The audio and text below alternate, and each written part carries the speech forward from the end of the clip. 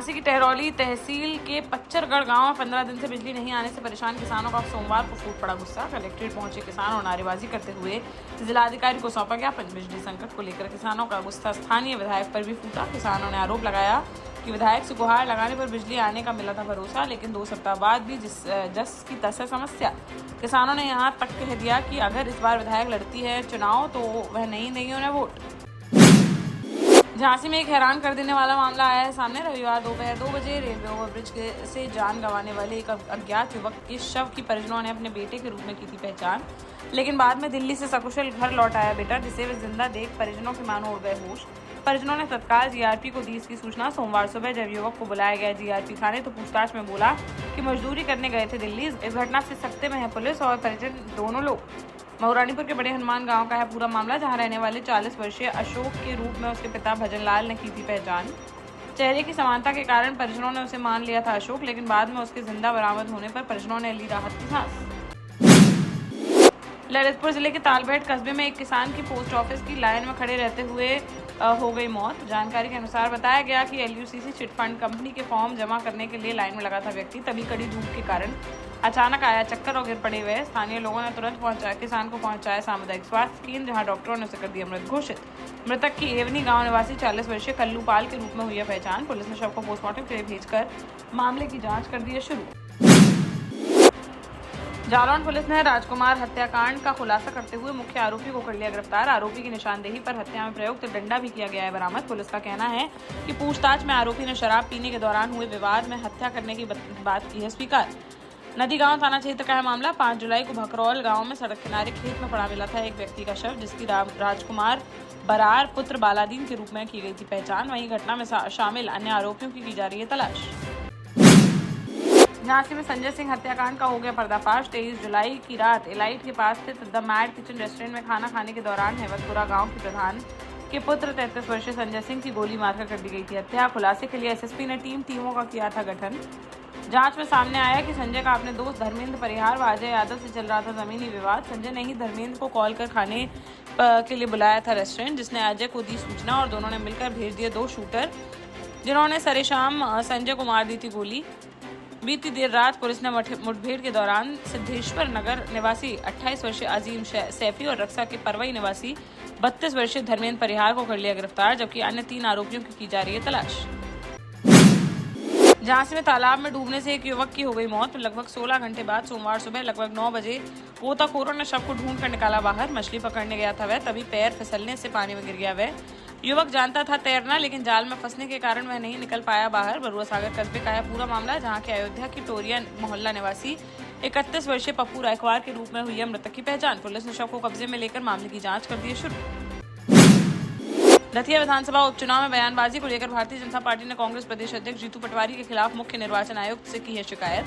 भाजपा ने आरोप लगाया है कि दतिया में चुनावी सभा के दौरान जीतू पटवारी ने मुख्यमंत्री मोहन यादव और शासकीय संस्थाओं के संबंध में तथ्यों से परे और तर्कहीन दिए बयान, जिससे मतदाताओं के बीच भ्रम की स्थिति हो सकती है पैदा।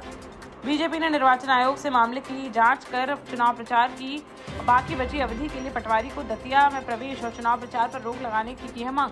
26 जुलाई को जीतू पटवारी ने दिया था बयान कि बीजेपी ने दतिया में मंगा लिए 50 करोड़ रुपए। बोले मोहन यादव जी ने कहा हर घर में बांट दो 5-5 हज़ार रुपए और ले लो वोट। कहा कि जिस होटल में बीजेपी का है ऑफिस, उसके एक कमरे में रखे हैं 5 करोड़ रुपए। दतिया विधानसभा उपचुनाव के प्रचार के अंतिम दौर में सोमवार को दतिया पहुंच गए हैं मुख्यमंत्री डॉक्टर मोहन यादव। एयरपोर्ट पर भाजपा नेताओं और जनप्रतिनिधियों ने की उनकी अगवानी। भाजपा प्रत्याशी आशुतोष तिवारी के समर्थन में सबसे पहले खंडी सड़क पहुंचे मुख्यमंत्री, जहां उन्होंने कुशवाहा समाज की बैठक को किया संबोधित। इसके बाद पीताम्बरा माता के दर्शन कर शहर में किया रोड शो। इस दौरान भाजपा प्रदेश अध्यक्ष हेमंत खंडेलवाल सहित पार्टी के वरिष्ठ नेता और बड़ी संख्या में कार्यकर्ता भी रहे मौजूद। कार्यक्रम में सीएम मोहन ने दतिया के विकास को लेकर किया बड़ा दावा। बोले करीब 1 महीने के भीतर दतिया में आने वाला है 11,500 करोड़ से अधिक के निवेश वाला नया औद्योगिक कारखाना। प्रचार के अंतिम 2 दिनों में अपनी पूरी ताकत झोंकती नजर आ रही है भारतीय जनता पार्टी।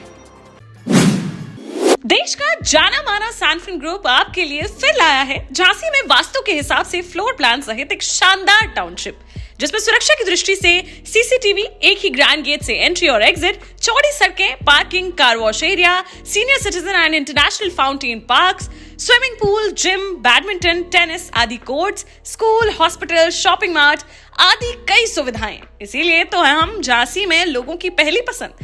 दतिया विधानसभा उपचुनाव के प्रचार के अंतिम दौर में कांग्रेस के भीतर पूर्व विधायक राजेंद्र भारती की सक्रियता को लेकर सियासी चर्चाएं हो गई हैं तेज। चुनाव प्रचार के दौरान पार्टी के सार्वजनिक कार्यक्रमों और मंचों से दूर नजर आए हैं राजेंद्र भारती, जिसके बाद उनके नाराज होने के लगाए जा रहे हैं कयास। इसी बीच कांग्रेस के वरिष्ठ नेताओं का उनके निवास पर पहुंचने का सिलसिला लगातार है जारी।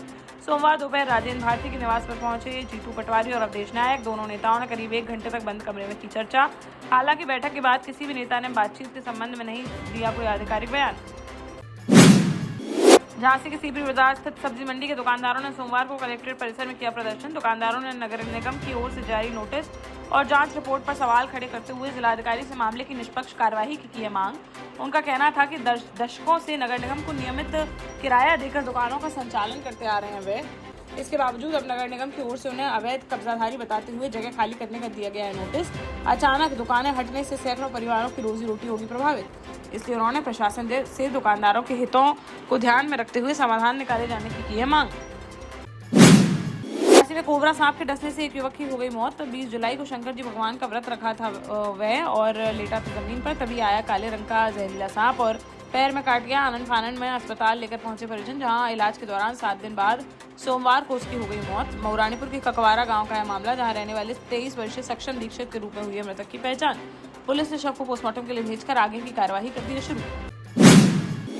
दतिया उपचुनाव में आजाद समाज पार्टी ने भी किया अपना शक्ति प्रदर्शन। पार्टी के राष्ट्रीय अध्यक्ष और नगीना सांसद चंद्रशेखर आजाद रावण ने पार्टी प्रत्याशी दामोदर यादव के समर्थन में शहर में रैली और रोड शो निकालकर मतदाताओं से मांगा समर्थन।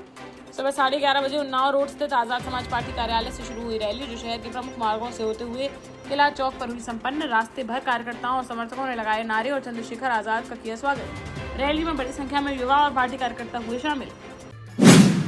झांसी में समाजवादी पार्टी अल्पसंख्यक सभा ने सोमवार को किया प्रदर्शन।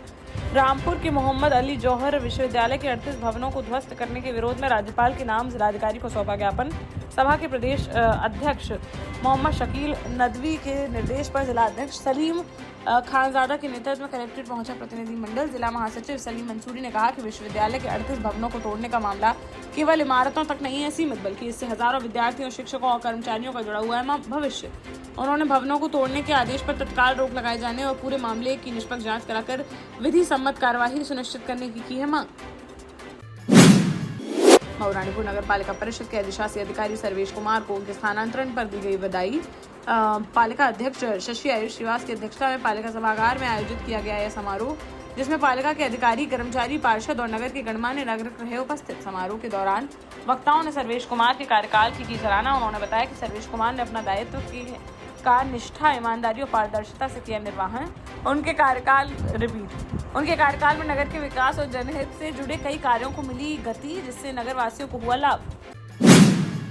झांसी के राजकीय संग्रहालय में रंग कला क्रिएशन प्राइवेट लिमिटेड द्वारा कलात्मक ताल नामक भव्य कला एवं सांस्कृतिक प्रतियोगिताओं का किया गया आयोजन। संस्था की संस्थापक एवं निर्देशक प्रियंका रिछारिया तथा उनकी सहयोगी रोशनी प्रजापति ने किया कार्यक्रम का संयोजन। उभरते कलाकारों को सशक्त मंच प्रदान करना, उनकी प्रतिभा को प्रोत्साहित करना तथा समाज में कला एवं संस्कृति के प्रति जागरूकता का विस्तार करना रहा कार्यक्रम का उद्देश्य। संघर्ष सेवा समिति के संस्थापक डॉक्टर संदीप सरावगी रहे कार्यक्रम के मुख्य अतिथि। विशिष्ट अतिथियों में वरिष्ठ समाज सेविका डॉक्टर नीति शास्त्री, नेहा शुक्ला, संचित ठाकुर, वरिष्ठ चित्रकार किशन सोनी, जगदीश लाल, ईशा अरोड़ा, अनूप खरे, समाज सेविका किरण प्रियंका गुप्ता सहित नगर के अन्य अनेक गणमान्य नागरिक रहे उपस्थित। प्रत्येक श्रेणी में प्रथम, द्वितीय और तृतीय स्थान प्राप्त करने वाले प्रतिभागियों को किया गया सम्मानित। 18 साल पहले अपने स्टार्टअप के साथ ही योग्य नेतृत्व, अनुभवी टीम और सक्षम सेंट्रलाइज और उत्तरदायी प्रबंधन के बल पर सबको घर गुणवत्ता के साथ समय पर घर की योजना के तहत सैनफिन समूह ने बहुत ही कम समय में 1500 से ज्यादा यूनिट्स को दिया है कब्जा। समय पर डिलीवरी से हमारे ग्राहकों में बढ़ा है विश्वास और मिली है संतुष्टि। सैनफिन समूह ने बहुत कम समय में Sanfin Ashok city, green homes residency, green homes city, Sanfin Ashok valley, Delhi public school, Sanfin शाखा, केन सैनफिन अस्पताल सहित कई अन्य परियोजनाओं के साथ नई झांसी के निर्माण में स्थापित किया है एक बड़ा मुकाम। तो आप भी आज ही आइए अपने परिवार के साथ और कीजिए अपने सपने साकार।